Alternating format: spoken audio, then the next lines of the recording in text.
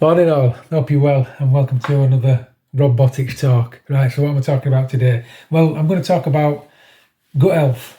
Yeah, I've talked about diet before, but I'm going to talk about gut health. Now, in 460 BC, there was a gentleman born called Hippocrates.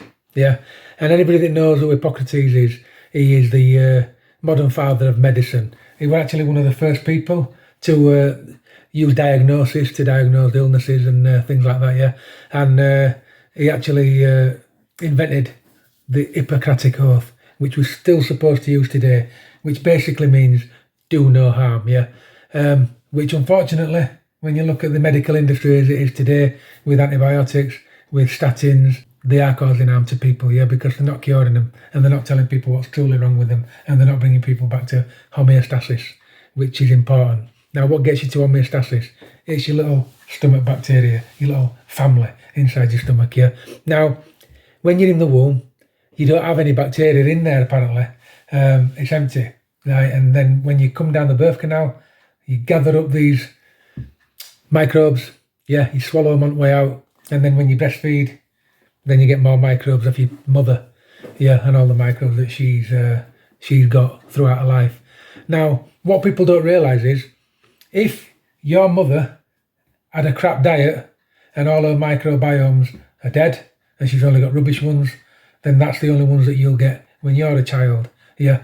And then you'll have to pick up good ones as you get older. So how do you pick good microbiomes up? Well, it's eating raw, isn't it? Raw veg, raw food, sauerkraut, stuff like that. Yeah, it's eating all live food, for want of a better word, live food, yeah. So the longer you cook your broccoli, for example, the less bacteria will be in there because you've boiled it all away. You still want to kill germs, don't you? So you'll steam your broccoli. You'll kill all germs on the outside of that broccoli, but you'll preserve all the microbiome on the inside of that broccoli and eat it, yeah. So it's like back in the 60s and 70s, yeah. You used to get a plate full of veg and it would just mush on it because they used to boil it to nines, yeah. But nowadays we're a bit more savvy apparently and we steam it and it's a bit more crunchier, yeah. Well, there's a reason for that. It feeds your little microbiomes in here, yeah. But unfortunately, there's plenty of things that kill that. So before I go any further about, the ins and outs of the microbiome, I'm going to give you a quote. Now, bearing in mind, this is from Hippocrates, and it's from somebody from the Greek times, right? And they were supposed to be stupid in them days, weren't they? Well, you get a shock. I studied Greeks when I was at school, me. And it was fascinating. I studied Greek medicine, actually, and I couldn't believe it. I mean, some of the stuff were out there, but when you read this quote, they knew more than what we know now. So it says here, this is from Hippocrates, and this is a quote. If you want to learn about the health of a population, look at the air they breathe, the water they drink, and the places where they live. Now, the only thing he left out there were the food that they eat, yeah? But what that means is he wasn't one of these superstitious doctors where when people got poorly, he said, you've done something wrong and it's the gods and the demons.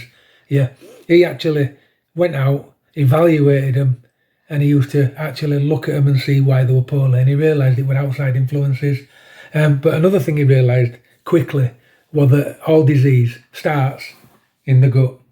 Yeah, and that, if you look it up now, right, people, scientists, doctors, philosophers, whatever you want to call them, are only just now starting to go down this road of how important your little mates are in here. Right, so why is it important, right, to look after your little mates in here? Well, I'll tell you why. Because they're like a separate entity to you. Yeah, they're part of you, but they're not part of you. They come from outside, right? But without them, we can't live. We actually need them, right? Because you die without them very quick. For one, you couldn't digest your food. But the thing is, once they get inside you, these little aliens from outside you, yeah, they talk to your brain. They talk to you through your vagus nerve. Right, listen, I'm not going to go into science of it because it will get boring, right? But just let me tell you, these little guys in here talk to your vagus nerve, goes to your brain and back again, right? And they tell you all sorts, yeah? But when they get depleted for whatever reason, you start to get stuff like psoriasis, you start to get eczemas, asthmas, food allergies, yeah? They're just the lower end of the scale, right? But these all happen because your little guys in there, some have died and some have lived. and it's out of balance and it's out of whack. Yeah, so they don't connect to your brain properly, and your brain and your endocrine system then doesn't function properly. It doesn't work properly, right? So it gets worse. So you've got your lower end of the scale, you know, and some of these little guys are dead. Without these little fellas, you start to get blood pressure. Yes, you do start to get blood pressure. Your mechanics inside your body start to go wrong. You start to form plaque on your arteries, yeah, because your body's not working. Your signals aren't working properly because these little fellas aren't talking to your body and your endocrine system, and your system starts to dysfunction. So you start creating blood clots, you start creating calcifications, you start getting arteries that harden, you get digestion problems, you start to get depression, you start to get eyesight goes. Did you know that when your eyesight goes, it's actually not just down to old age?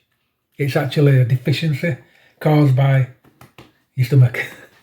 Yeah, it's caused by like an inefficiency to be able to absorb all these vitamins and minerals that you need. And the first sign that you're deficient, your eyesight goes. Yeah, so it's not a sign of old age, people. It's a sign that you've poisoned yourself all your life. Years ago, I bought some guinea pigs for kids. Now, guinea pigs live to be about 5 years. Yeah, my guinea pigs got poorly about 4.5 years into their life, suddenly as well, and they got diarrhea. Within a week, they'd gone. They'd absolutely gone. I was devastated. Yeah, I took them to a vet. The vet said, "No, they can do." And that's done. I'm all like, "What do you mean? There's no you can do?" Well, it turned out because the person I bought them off, he was a breeder. I told him I was devastated, and he turned around and he said, "Well, what it is with guinea pigs," he says, "they've got bacteria in the stomach, and once they get diarrhea, they can't come back from that because they poop all the bacteria out, and then they can't digest the food anymore, and they're done." And I just went, what's that load of rubbish?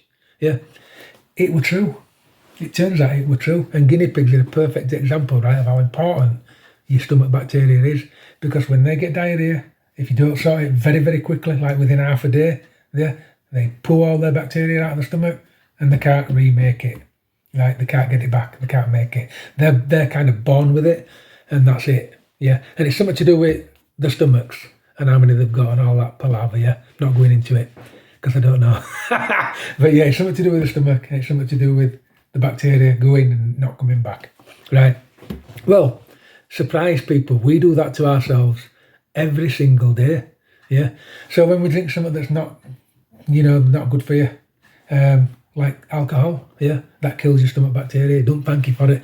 And it kills the good bacteria, but alcohol grows the bad bacteria, the bad stuff that cause all the crap, yeah. Because there's bacteria in your stomach that cause like good health, and there's bacteria in your stomach that cause inflammation. Now, when they're all synergistic, it's all perfect, yeah, it's all lovely, right? But when you've got loads of bad bacteria and no good bacteria, then we're in trouble. Now, and this is how we age, this is how we get poorly, how we get asthmas, yeah, how we can't walk, how we get arthritis. It's all linked to this little fella here, with this little family inside it that we don't look after, because we just take it for granted that you eat food and you'll be all right. But what we don't realise is these little people in here like certain food. Yeah, they like certain food. And basically it's got to be alive. They like live food, right? So your sauerkrauts, your blue cheeses, your nearly raw veg. I don't condone these raw veg eaters, and it's only because I always worry that there could be something outside of that veg that will kill you. Yeah, so I always say, listen, have crunchy veg by all means, but I steam mine because I like to kill all that bacteria outside, yeah. And same as my meat, I'm not going down raw meat route, no chance, yeah, because there's parasites and stuff in there. But as clean and raw as you can get, what I mean is, keep it as undercooked as you can get, within reason. I'm not talking meat, I'm talking veg. Right, so it's got to have live stuff in it, yeah. It's got to have nice live stuff, and you've got to avoid stuff that like kill your bacteria, such as smoking, as an example, alcohol, drugs, yeah. Antibiotics, when you rush to doctors and you've got something wrong with you and they give you antibiotics.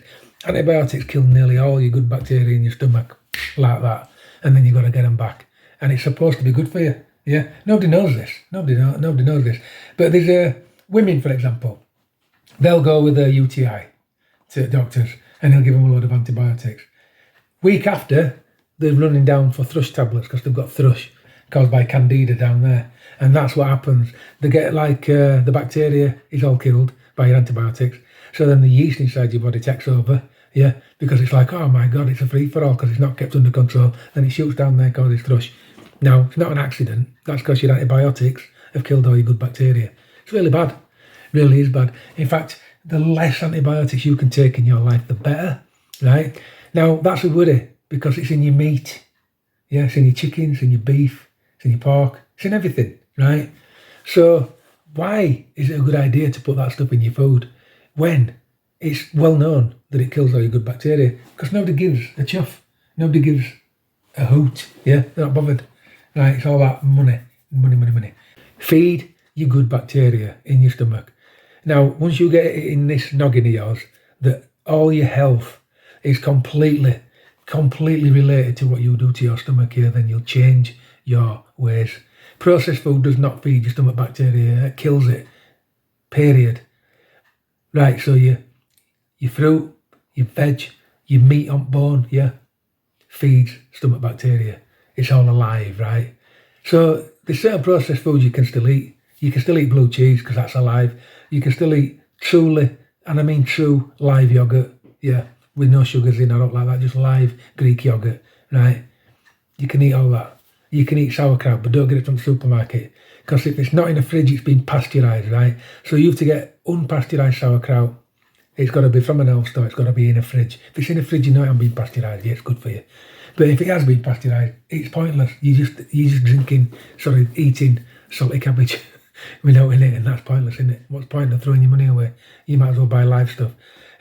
So a lot of people I know, they take probiotics. Yeah.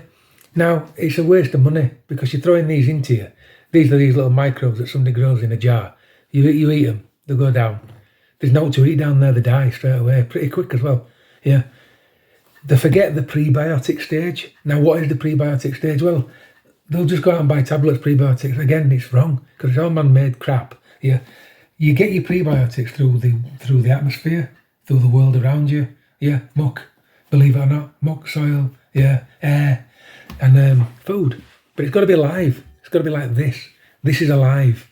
Yeah, it grew in the air. It grew on a tree, and while it was growing, it gathered all these little microbes out of the atmosphere. Yeah, and it took them on board, and they're all in there. Yeah, it's packed full of them. Now, when you eat that, they go into your stomach, and your good bacteria munch away at it, and they thank you for it, and they proliferate and grow. Yeah. Now, the more of these good bacteria and bad bacteria you've got that live synergistically like that, the healthier you will be. Yeah. Now, I proved it on a diet. I had acute pancreatitis, I had arthritis, I had heart arrhythmia, nearly high blood pressure. Yeah. That's just to name 4 things that I know for definite I had. Yeah.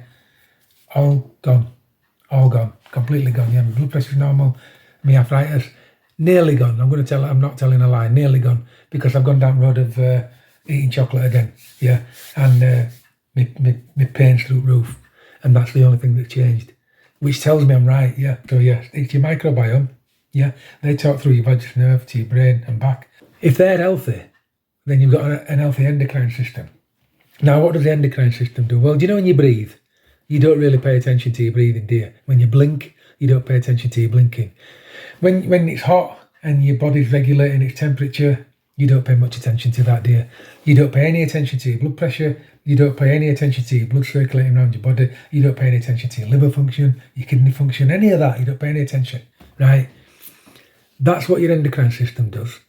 And that's because your stomach bacteria talk to your vagus nerve, to your brain, yeah, and it makes all these wonderful things happen as they should, right? As they should happen.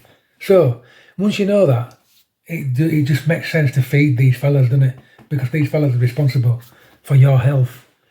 And I mean entirely responsible for your health, right? So why would you kill them? Why would you kill these guys? Why would you poison them? Well, that's what you do when you drink tap water, because it's chlorinated and fluorinated, yeah? They hate that stuff, yeah? Because it's designed to kill germs and bacteria. So as soon as it goes in there, it kills your stomach, yeah? Honestly, I'm not kidding.